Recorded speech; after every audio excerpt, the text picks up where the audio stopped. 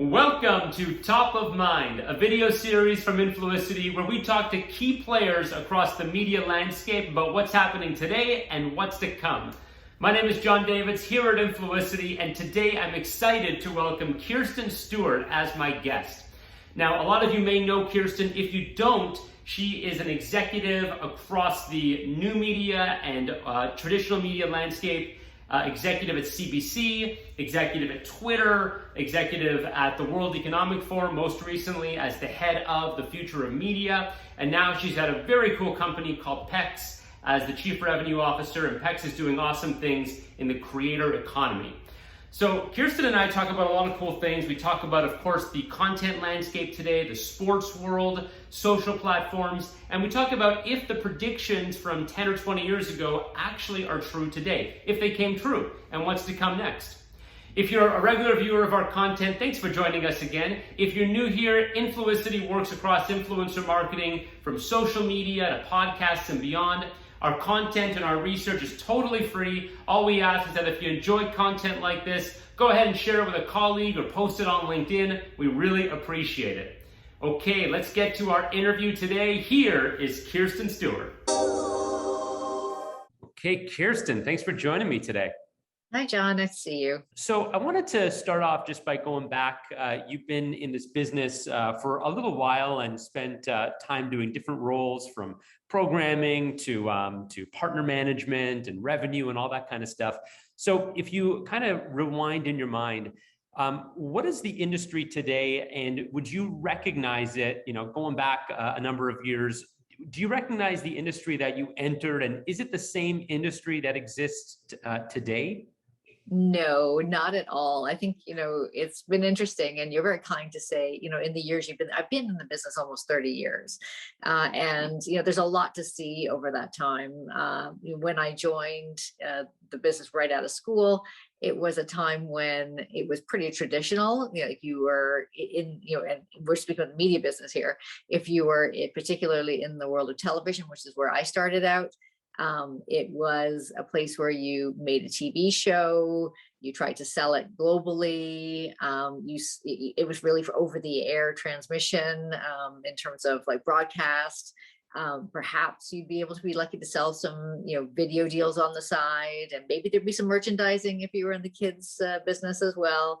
But it was a pretty linear experience and linear kind of trajectory around how content was made and how it was consumed, and it was very one way. It was not this kind of multi-dimensional, creators can be consumers, consumers can be creators kind of world that we're in now. It's exploded. It's you would not recognize the world that I started in to the world that I'm in now. Although what's interesting is there are some things that still remain true, remain the same around storytelling, which is fascinating. Yeah, and that was actually my next question. What are the traits that you think are sort of timeless? Storytelling being one of them, I assume.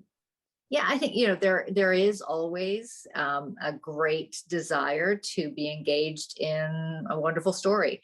And that story can be a challenging one. It can be a factual one. It can be fantasy. And I think what's been interesting is that kind of value of how you as an individual, as a human being, kind of engage with a story has been true. The more engaging the story is, the more you're likely to stay with it, the more that you're, willing to pay for it, the more you're, interested in coming back to it. That connection is still very important, and where then that trust that develops between the storyteller and the person watching or engaging in the story has been so important, and kind of is foundational on almost like an emotional level. But what's been interesting is how those stories are told and how they're conceived and who's telling them. That's what's changed so much over this time. And so you got your start as a programmer at the Hallmark Channel, Alliance Atlantis, and CBC. I would imagine the job of a programmer today is very different. And I wonder, frankly, if a programmer would even think in the same way at all. I mean, how do you program for, this endless, deep pool of content? I mean, yeah. If you were a programmer today on television, are you thinking about the same things that you were 20 years ago? No, I don't think so. And the competition is different. The competition, not just within the kind of filmed entertainment space, but think about your competition for time. When people are in front of screens, we talk about television, and what does television even mean today when people are in front of screens, for all kinds of purposes, including meetings like this and discussions like this. Things have moved and changed so much that a programmer is no longer the gatekeeper that they once were, because there were only so many gates, and as a programmer you had a huge amount of control over what someone got to do with a screen in a day. Now that screens are being used for so many reasons, programmers don't have that same kind of influence individually as they used to, because there's so many more gates and there's so many new ways, technology and otherwise, to be jumping over those gates. Mm-hmm. So I think it's an important role. I think curation in this world of so much programming, so many different hours, so many different stories to be told, curation still is important so that good stories can be found. But how the programmer plays a role in that curation as almost a guide as opposed to a gatekeeper is I think how it's transformed today. Yeah, a guide, not a gatekeeper. That sums it up pretty well.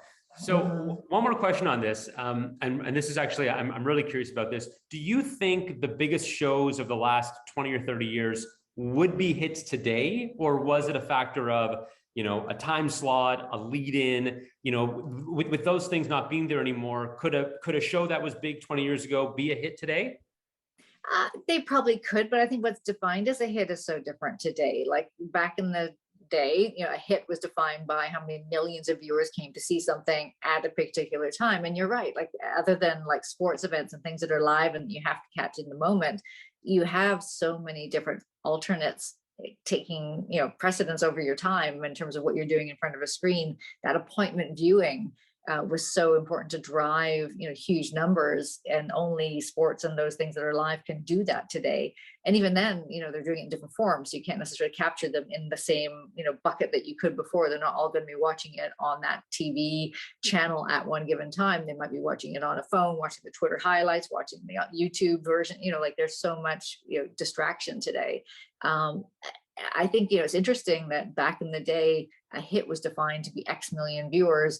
Hits today, like shows that we hear about a lot, don't necessarily have the numbers behind them as they used to, whether it's a Schitt's Creek or a Game of Thrones or like a lot of people, these are Succession, these are hugely talked about shows that don't necessarily have the numbers behind them that Friends and Seinfeld and all these shows had in the past, but are still hugely influential and important on the viewers and on culture. It's interesting what a hit is defined as today. Speaking about you mentioned you referenced clips on Twitter. Do you think, and I don't know if this overlapped with your time at Twitter, but there was a lot of talk, I don't hear the words so much anymore, but there was a lot of talk at one point about second screen experiences. Yeah.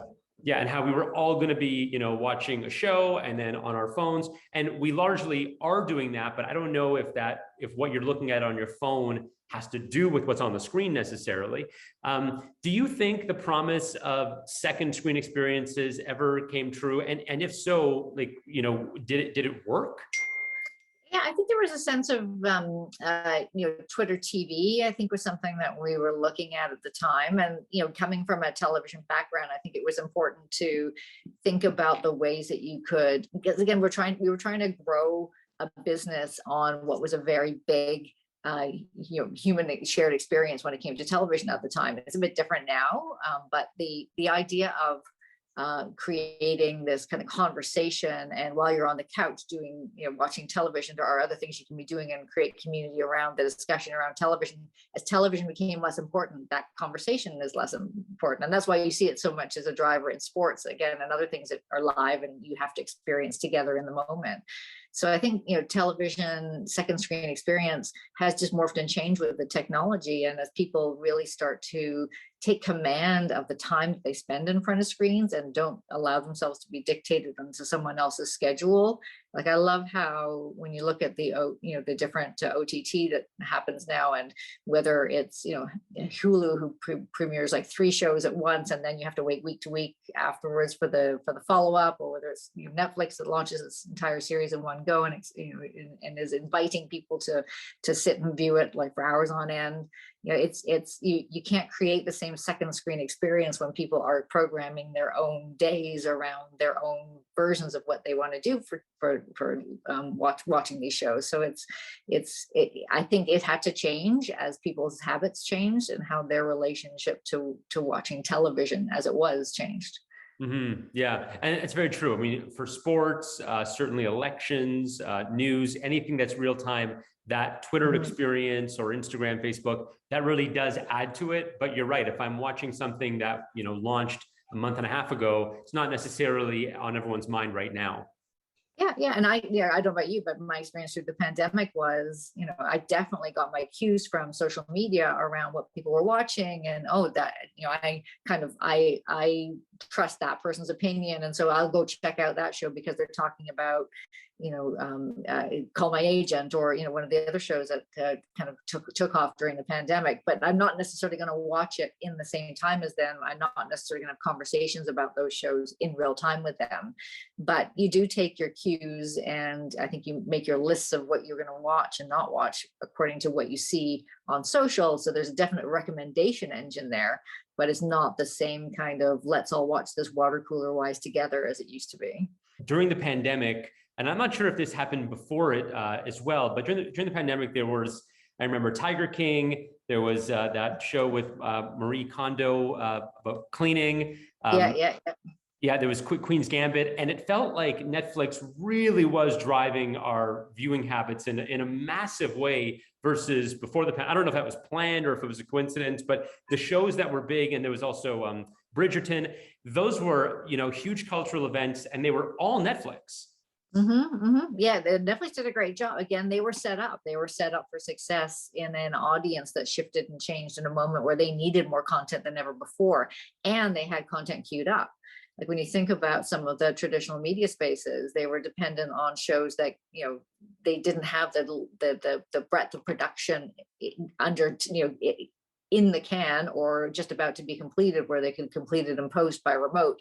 There was a gap in time at which a lot of folks couldn't come to air with the programming that they normally depended on. If you think about some of the daily shows, and all of those had to be shut down, Netflix filled that gap because it had a kit for you. It had a great search engine. It had wonderful programming that was brand new to me, and that it was getting recommended on social by different friends who were kind of dipping into it. It gave you a global view that I think people were not necessarily open to in the past, but suddenly started to dip into shows like Lupin, or I Call My Agent, 10%. These were all shows that have been developed globally and produced globally and filmed in local languages that suddenly we became open to in the pandemic because we were just looking for good stories well told, and that was Netflix really filled that gap in a great way. So tapping into your experience at the World Economic Forum as I guess your title was head of future of media.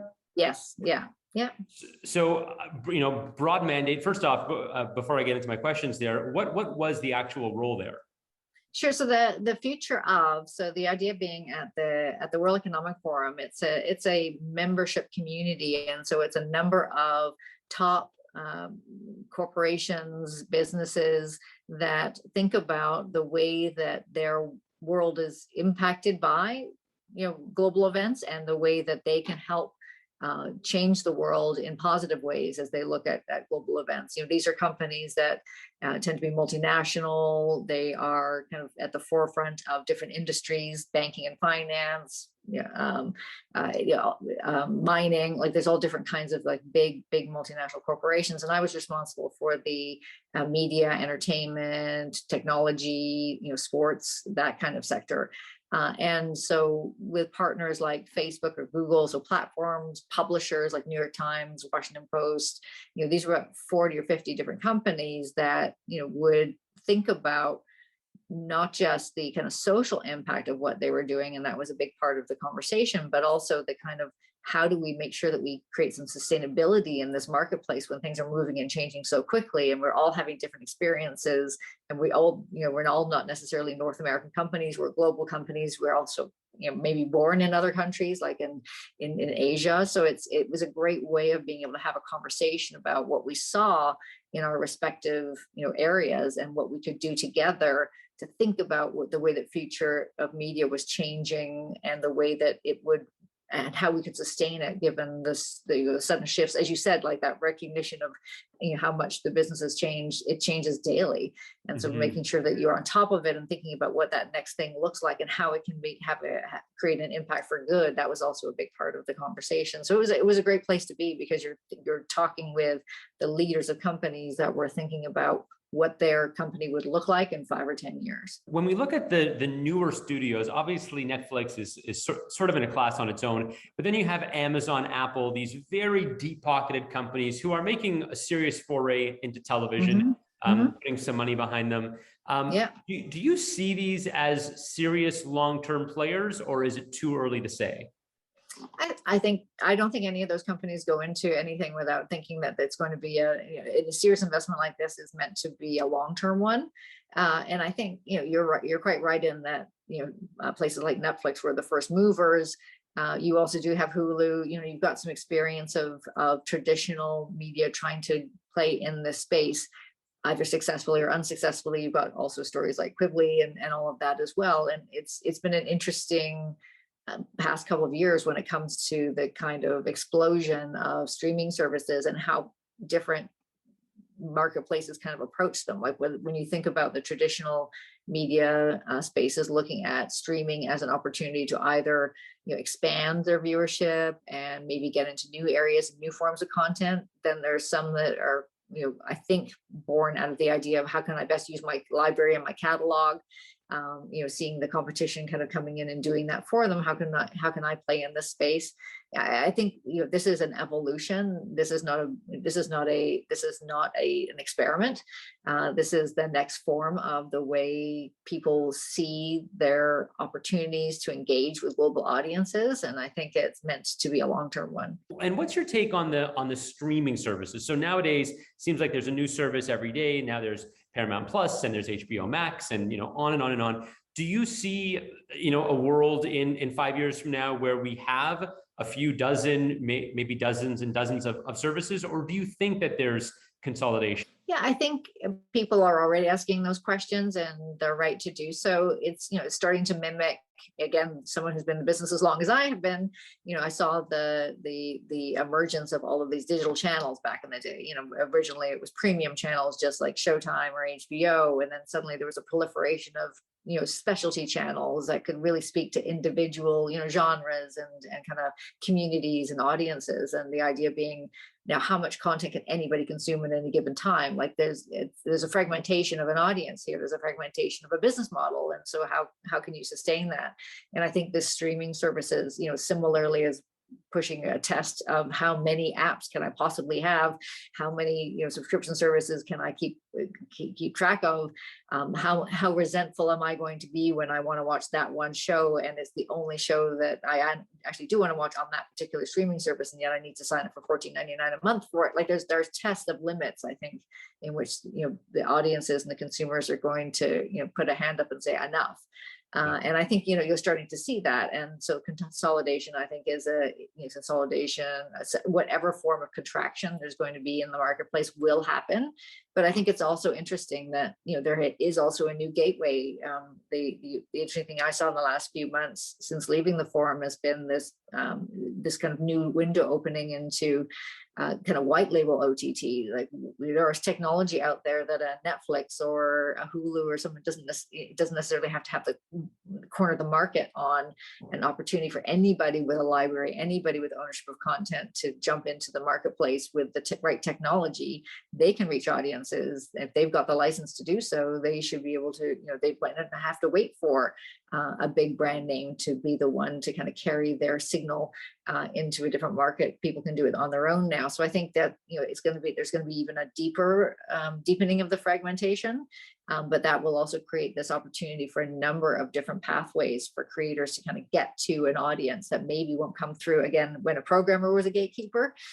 Maybe these big names are gatekeepers right now, and maybe they won't be in the future. So PEX was an interesting, when I saw it, certainly an interesting product and a platform, very timely. Why don't you give us a quick overview of PEX, and I have a few questions about it.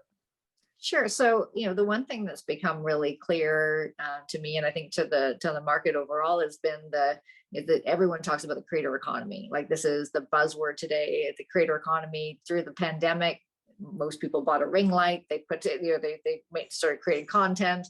There's been this huge explosion of what is happening in this creator economy marketplace. Who is a creator though, and how do you actually sustain again that business without just being somebody doing it? And wishful thinking doesn't get you anywhere. It's you have to have a plan behind it, and you have to have a stability in not just your technology, but in some kind of revenue model. And the revenue model doesn't yet exist. We're still very much based on the old model of big studios, big platforms, having control over that gateway. And so what does that look like? Even playing within that system, content creators don't necessarily get their fair share, or don't get access to the money that would be owed to them, and not because of anything that platforms or other gatekeepers are necessarily doing. Just the fact that those systems exist sometimes makes the individual content creator get lost within it. So what PEX does, not just for the big studios and the platforms, but also for the individual creator, is create a valuable, what I say is, like, it plugs that gap in the value chain between content creator and consumer. And when that revenue doesn't flow necessarily in the way it should, that it creates a gap. And I think what PEX is doing in its technology is plugging that gap and making sure that in that content value loop between the creator and the consumer, that revenue does flow properly and comes back to the creator in a way that they can then invest and create more great content. So I think that that we have a bit of a broken chain right now. We have a lot of content being produced. We have a lot of different platforms where that content can be seen. Everything from someone who, like Fleetwood Mac, makes a great has a song. It gets taken up and honored, I guess you can call it, in a fantastic meme over the summer. How do you make sure that everybody involved in that creation of that content gets credit for what they've done? And that's what PEX does. And so I'm excited about it, because it does, I think, it empowers creators in a way that they hadn't been empowered before. And I think it empowers platforms and others to kind of feel better about the content as they're uploading it, so that they know that they're crediting the right people at the right time. And then that content loop is more solid. The more solid that is, the more solid the marketplace will be. The more solid the marketplace will be, the more great content we're going to get. I think it should be good for everybody. I was talking to my 7-year-old cousin over the summer, and she was telling me that she spends the majority of her time. So she's never heard of NBC, CBS. Like, she can't identify with these brands. But if you ask her where she watches content, it's on YouTube, it's on Snapchat, TikTok, exactly, at TikTok, of course. And so, do you think? I mean, I guess the big question there is the traditional content creators, the Paramounts of the world and the Sonys, whose profession, whose business is creating content. Are they as relevant, or I should ask, what is their advantage in a world where anybody can buy that ring light and pick up that iPhone and make a great piece of content for TikTok? Is there still an advantage, and what is it? Well, I think there's still, we still have systems in place that favor the traditional. When you think about advertising models, the huge amount of revenue within the content system is still driven by brands, who are going to need a certain level of comfort around not just the where the content is being consumed in terms of kind of a ratings or reach basis, so that they have like a validated sense of how many people have seen the message, but also a sense of quality. And so there is a safety, I think, in some of the bigger names, because again, it feels like maybe it's not a gatekeeper as much as it's a curator, again, of a certain kind of story. So there is there is a comfort, and those systems still exist that favor some of that traditional decision making. It can't be ignored, though, how much the individual has kind of risen and taken control of and built huge empires, really individual ones, that rival the studio system. And so I think we're living in a bit of we're living in two spaces right now. And I think as brands and as advertisers understand better this new marketplace and how to move their money and attribute it properly, you're going to see the market will change and move with it. Yeah, and a platform like PEX, going back to the problem you're solving. If I'm a creator creating a lot of quality content and bundling it together in a way that's easily accessible, maybe there is a way that a brand can easily buy against that. Exactly. That's the hope. And I think that, I think we're moving towards that place. And we already see it in a lot of instances. I think it's just that the systems, they take a while to catch up with the way people are actually consuming content.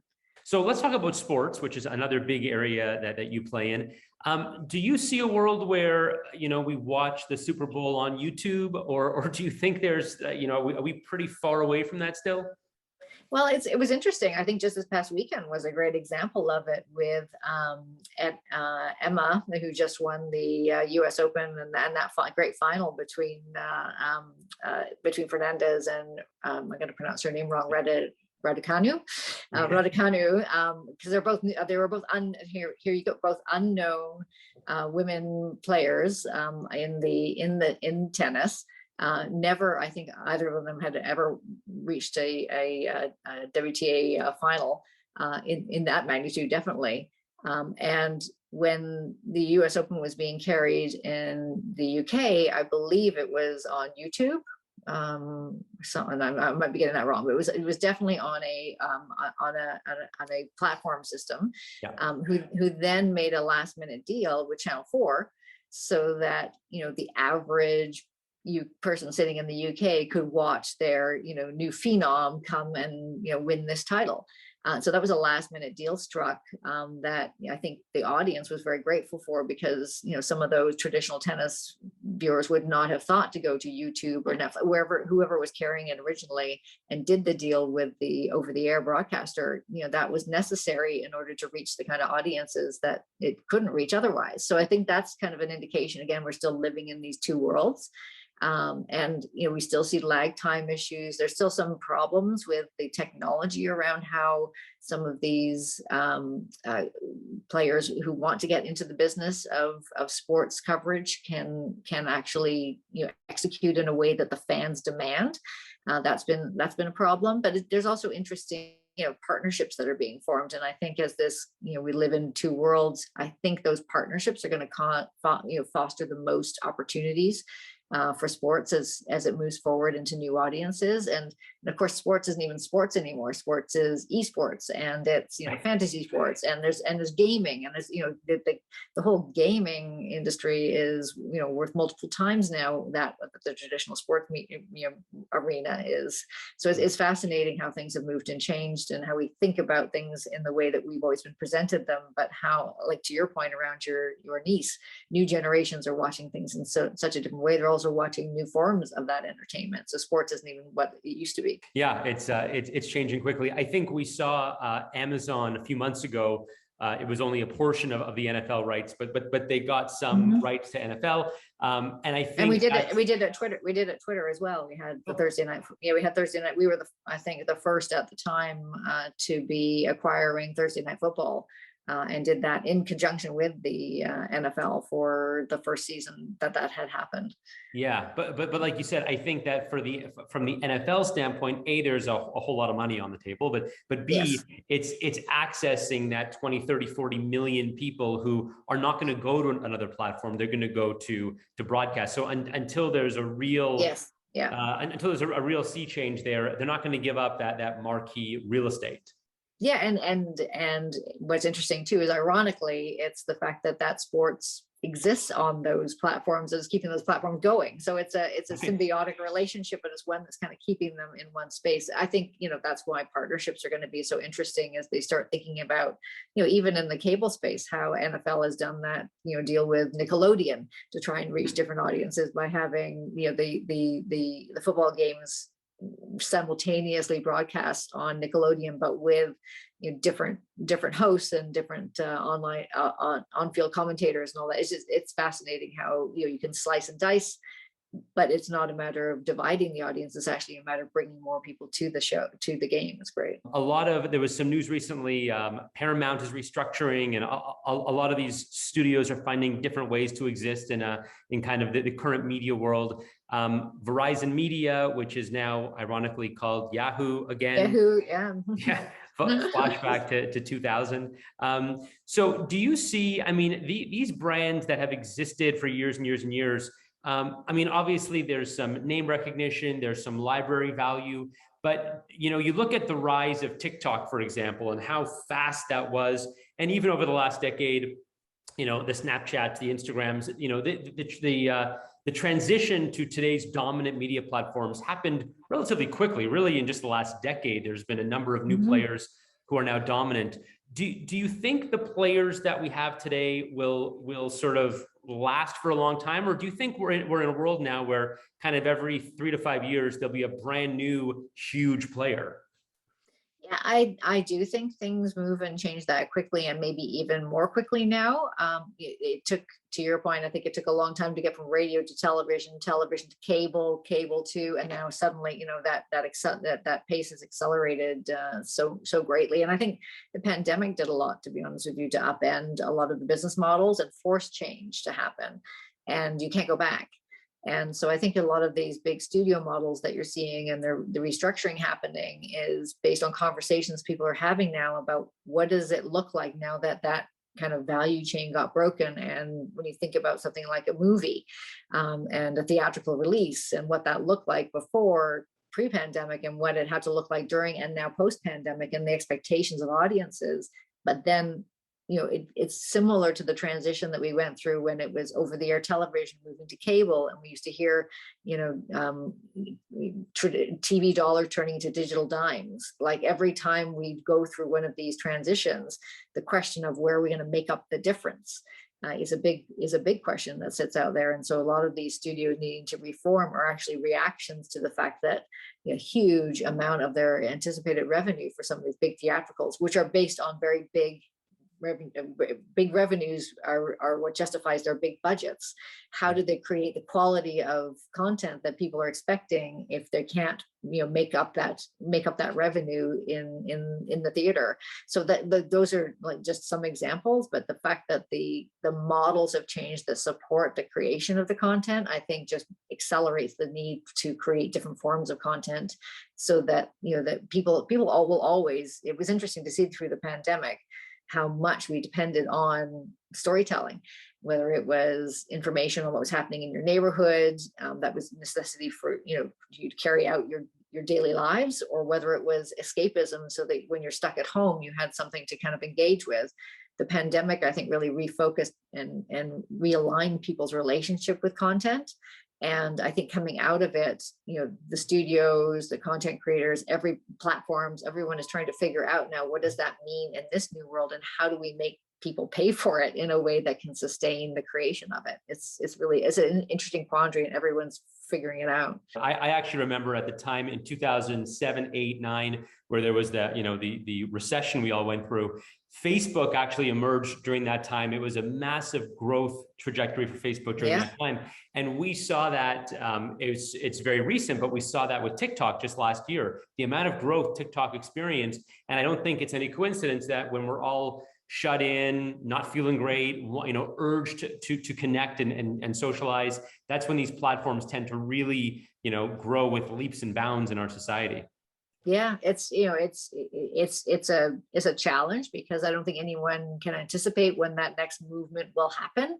But you do see that every time something globally is forcing people to behave differently, they look for comfort, they look for information. That those are still the basic tenets of what people need day to day. And it's something people forget about, how much content, you don't want to refer to it as a commodity, but how very vital it is in people's lives. I think it gets dismissed a lot.